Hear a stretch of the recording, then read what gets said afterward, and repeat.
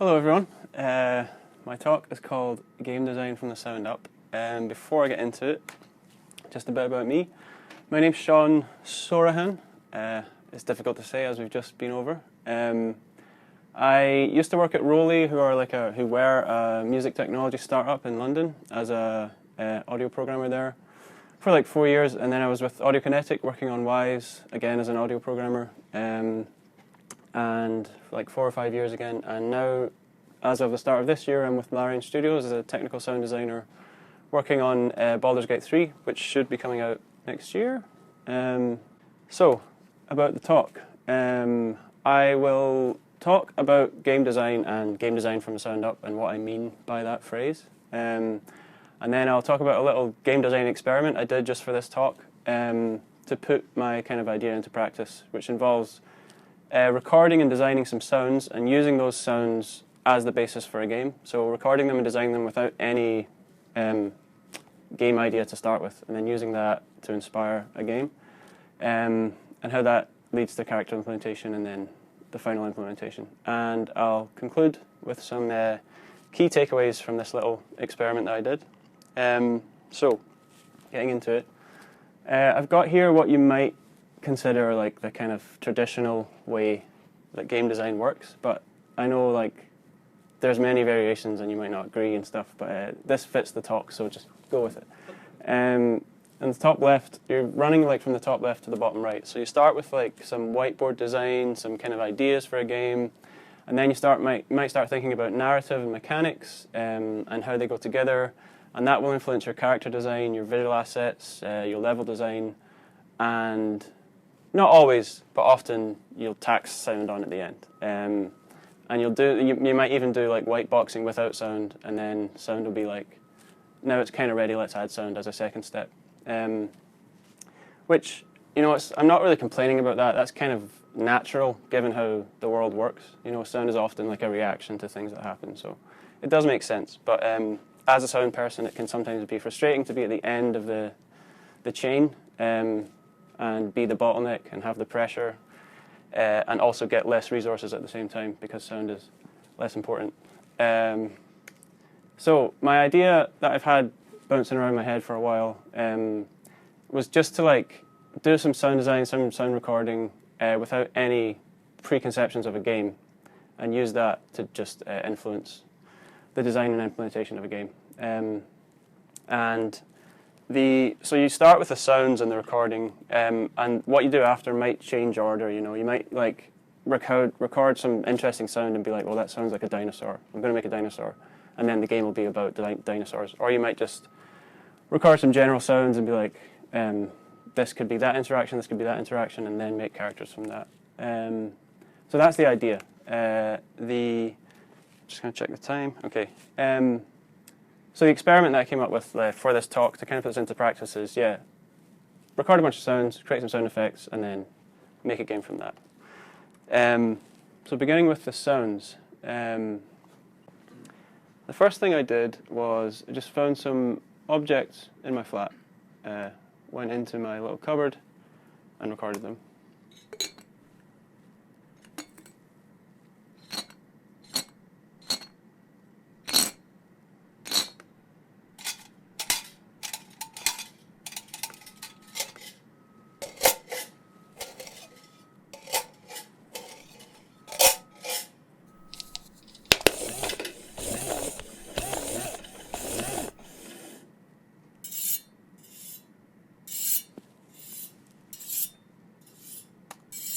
So I've got like a teapot, some metal plant pot. The little motorized toy, I just moved into a new place and the old owners left that there. It was like, I think they had a pet and it was a pet toy. And it made a really cool sound, so I recorded that.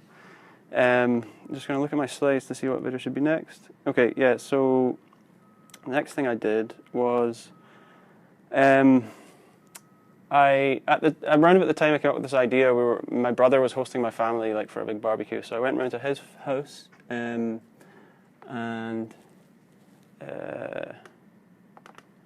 walked around his house and found some objects.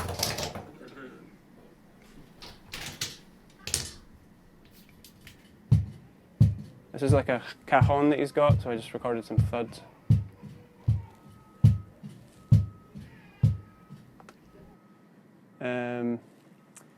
So next thing was, so after that, like I obviously told people what I was up to, like my family, and the day after or 2 days after, my brother sent me this WhatsApp message with a really interesting sound. I didn't get video, unfortunately, but like I got a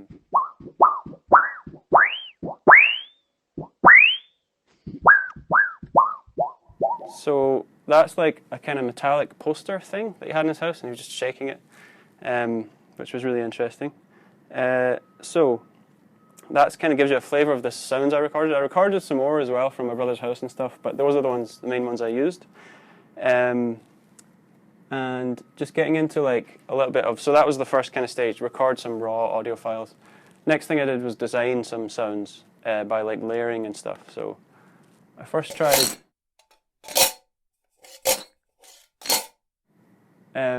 that's just a video I edited to give you an idea what I did like in software. Just like layered those sounds together, and I thought that was cool. It sounds like a bit like armored footsteps or like Foley for movement and stuff like that.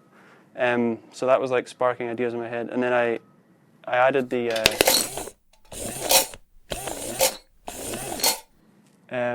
that's not what it sounds like because it's just a video, but some like motorized thing for like could be like motorized movement again. And then I took this thing and recorded some, or like designed some kind of squelchy sounds that could be like eating or movement again. So with the plant pot and the teapot and the motorized thing, I came up with these.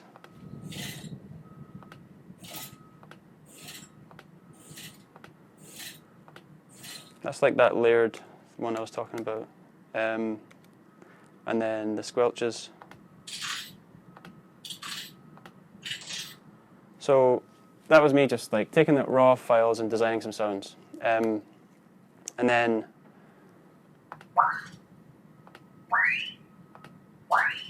that's just like the shaky thing, and the plant pots being opened kind of gives it like could be a jump, something like that. I don't know. And I thought the plant pot being opened was like armor sliding over each other as you jump. So as I was doing this, the game design was kind of forming in my head. And I ended up with a bank of audio sounds. So this is like the knife and the motorized thing. Squelches. So that's like my bank of audio sounds. And then starting to talk about game design, I sort of grouped all these kind of sounds together into what could be a player, and that player would be like, it'd have robotic movement, probably got a sword because of that knife thing, and it's armored in some way. And then this is supposed to just like my quick mock-up of like a kind of slimy, sluggy enemy, which kind of sounds like that. So that would have like sliminess and suction, stuff like that.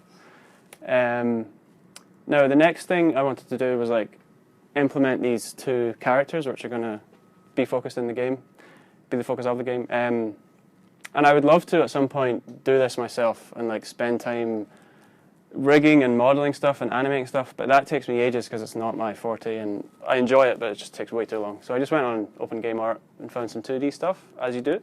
Found this little guy, which was like perfect for a motorized knight kind of thing in armor.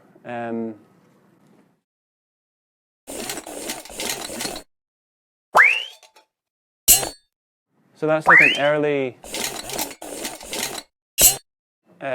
mock-up of like the character, adding sounds to the animation that I found. It was missing some stuff. It sounds a bit empty, like the footsteps, and when he lands, there's no response. So I added just some thuds.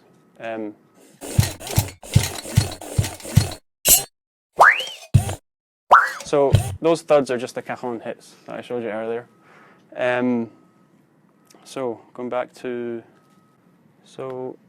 next thing is the tentacle.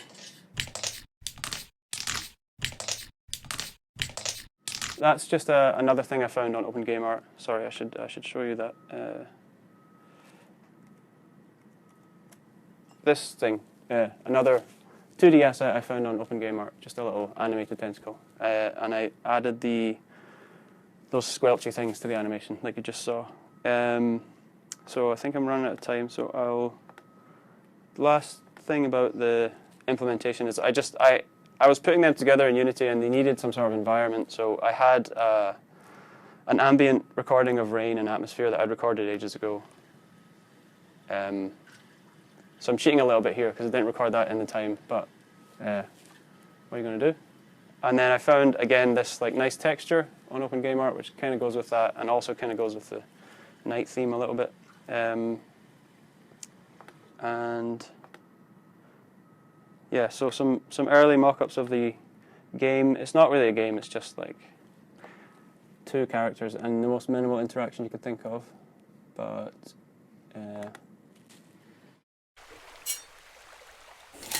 so this is like way back when I hadn't updated the footstep sounds and stuff. This is like very early. Just throwing everything together, seeing what it sounds like and what it looks like in Unity. So you'll see So the problems here are that like obviously the footsteps thing, there's no stomps. The squelch is way too loud, and there's too much low end. And yeah, there's no reaction when he dies. And I've got some other intermediate work in progress videos, but I'll just show you the last, where it is now. Just this, I think.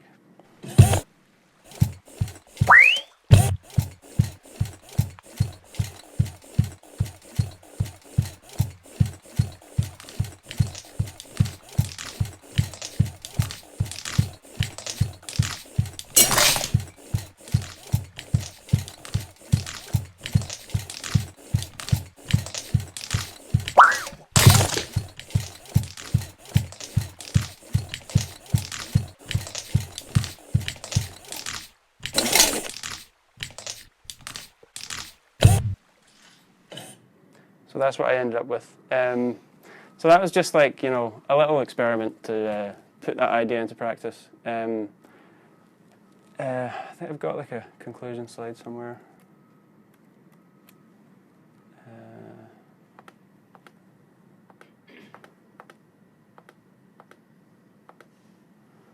Yeah, so takeaways are restricting yourself is very useful and fun. So even if it's not sound, just like coming up with some constraints that they're going to force you to be a bit creative and come up with something. If you've got an idea for a design, it's always nice to just make it. No matter how bad it ends up or looks or sounds, it's just good to see what things are like once you've implemented them, and then throw them away and start again and improve on them. And don't forget about sound. It's very fun. It can be inspiring. It can really change a game. Yeah, I guess that's the main conclusions I had. Like I said before, I'd love to do this. I'd love to focus more on the character development side of things and like animate stuff myself, design, model stuff myself. Just takes a lot of time. But yeah, something I'm really looking forward to trying out. That's where I got all the art that I used. And thanks for listening. And thanks a lot to Joe for organising this event. He said it's a community event, but this is all just Joe organised this, and we were like, yeah, that sounds good. So yeah, thanks.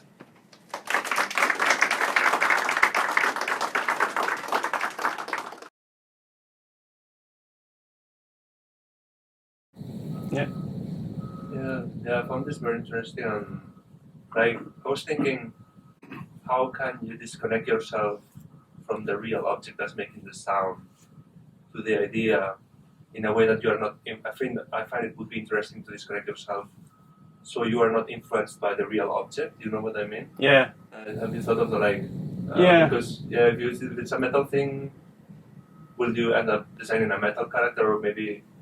Yeah. Maybe if you show the sound to someone else, they would maybe come up with someone less logical, or? Yeah, that would be really interesting. So I mentioned that I'd like to do the character development and modeling and animation myself, but it would also be cool to just give these to someone who does that, like an animator or a 3D artist, and see what they come up with. Because like you said, they don't have the conception of the first object, and they can go quick. So that would be a really cool project. And also how this can break, like all the standards we have in our mind now. All the games, like how it should be like a platform game and stuff. Yeah. How this can change all the like the preconceptions we have like and like create so many new possibilities. No? Yeah. Yeah, I won't lie, like, the fact that it's an endless walker and a 2D platformer is just because I didn't have any time. That didn't come from like, oh, that sounds like it could be a platformer. Yeah. Anyone else? Yeah.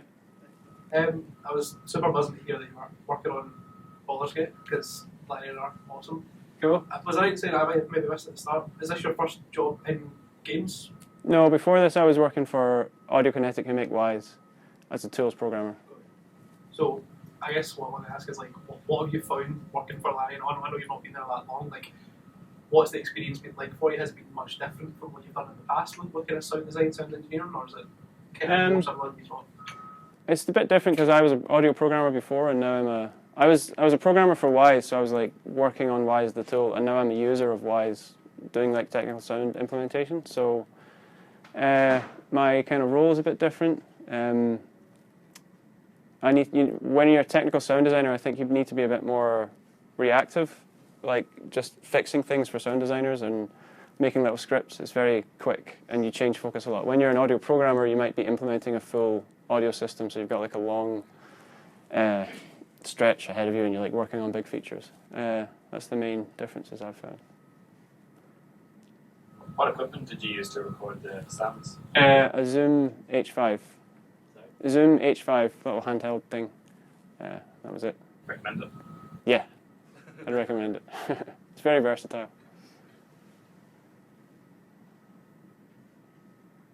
Right. Well, thank you, Sean. No worries.